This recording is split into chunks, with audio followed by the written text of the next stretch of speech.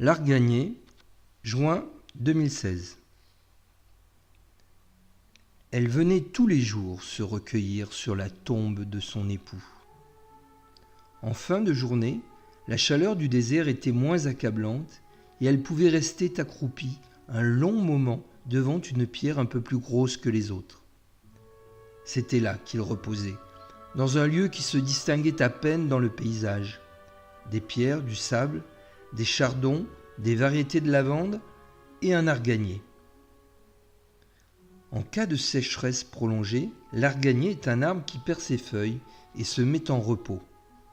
Il fait le mort et peut attendre alors plusieurs mois, voire plusieurs années, prêt à bourgeonner à la première pluie.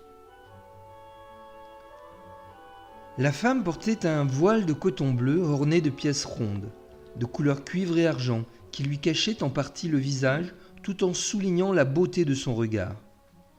Seule une mèche brune de cheveux, un léger tatouage sur le front et des yeux noirs étincelants étaient visibles. Difficile de lui donner un âge. Malgré tout, on devinait qu'elle parlait, et parfois il semblait que l'on pût percevoir une larme qui perlait au coin de l'œil. Elle racontait sa journée en précisant les détails. Combien d'œufs les poules avaient-elles pondu? Quel était l'avancement des cultures maraîchères? Combien de noix d'argan avait-elle cassé pour en extraire l'amande? Elle parlait beaucoup. Lorsqu'il lui semblait avoir tout dit, elle évoquait le passé. Te souviens-tu? Te souviens-tu? Te souviens-tu? Il semblait aussi qu'elle marquait des silences pour entendre ou attendre d'improbables réponses. Lorsque le soleil rejoignait l'horizon, elle rentrait chez elle en chantonnant.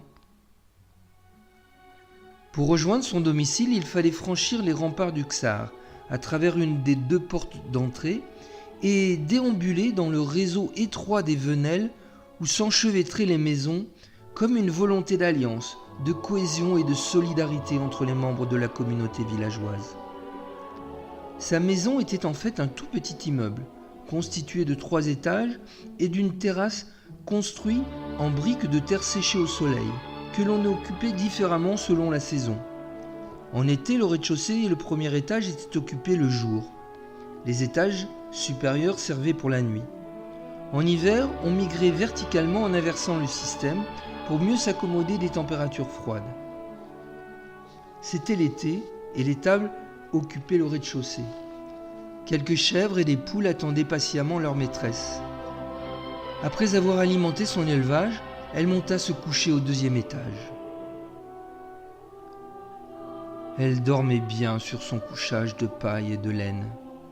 Elle dormait bien et cette nuit-là, elle rêva comme jamais.